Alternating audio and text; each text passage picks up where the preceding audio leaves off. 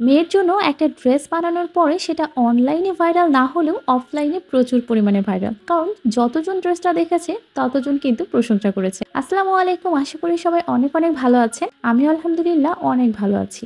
সাহস করে মেয়ের জন্য আরো একটা ড্রেস বানাতে বসেছি। তো শুরুতেই ড্রেসের কাপড়গুলো একটু দেখিয়ে দেই। এখানে আমি প্রজাপতি নেট কাপড়টা ব্যবহার করেছি এবং ফলসের জন্য এখানে জাপানি সিল্ক কাপড়টা ব্যবহার করেছি। শুরুতেই আমি প্রজাপতি নেট কাপড়টা সুন্দর করে কেটে নিয়েছি। এখানে 18 ইঞ্চি পরিমাণ আছে এবং 18 ইঞ্চি করে আমি টোটাল 4টা পার্ট করে নিয়েছি।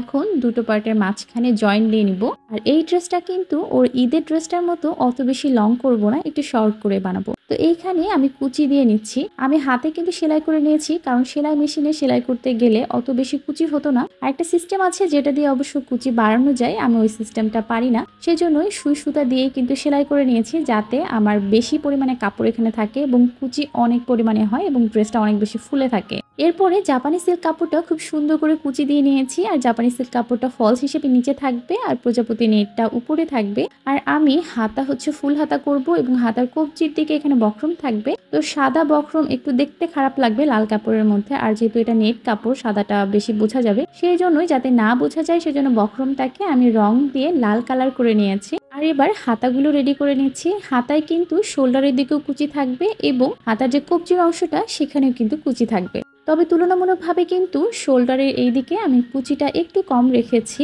আর যে অংশটা কবজির কাছাকাছি থাকবে সেখানে এখন আমি বক্রমটা অ্যাটাচ করে নিব।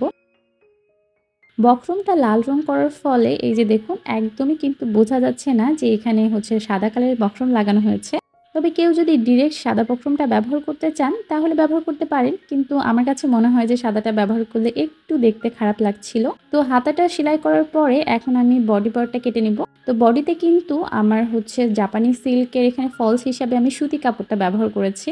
বডিতে কিন্তু কোনো নেট কাপড় ইউজ করা হয়নি। তো এই তো আমার ড্রেসটা কিন্তু সেলাই করা শেষ। এখন বডির অংশটা ফাঁকা ফাঁকা লাগছে, সেই জন্য এখানে আমি আরো বেশ কিছু কাজ করব। শুরুতে একটু চক আর স্কেলের সাহায্যে সুন্দর করে আড়াআড়ি ভাবে দাগ কেটে নিচ্ছি এবং এই দাগ বরাবর এখানে আমি অনেকগুলো পার্ল অ্যাটাচ করব। আর এটা অ্যাটাচ করার পরে কিন্তু ড্রেসের লুকটা একদমই চেঞ্জ হয়ে যাবে। তো এবার একটা কথা বলি, গত ঈদে আমি আমার মেয়ের জন্য একটা ড্রেস তৈরি করেছিলাম এবং সেটা আমার পেজে আপলোড করার পরে তুলনামূলক সেটা একটু বেশি ভিউ পেয়েছিল।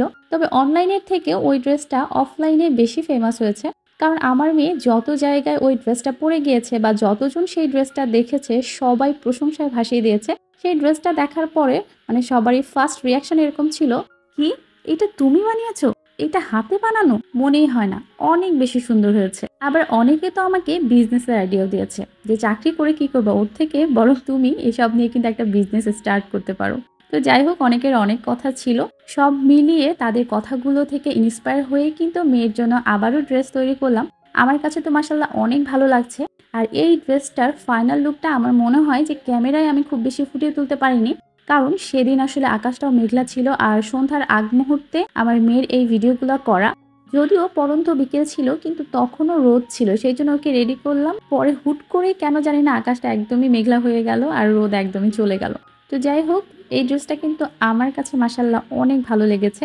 আর আপনাদের কাছে কেমন লেগেছে সেটা অবশ্যই কমেন্ট করে জানাবেন, যাতে সেখান থেকে আমি কিছুটা হলেও শিক্ষা নিতে পারি বা ইন্সপায়ার হতে পারি। তো সবাই ভালো থাকবেন। আজকের মতো বিদায় নিচ্ছি। আল্লাহ হাফেজ।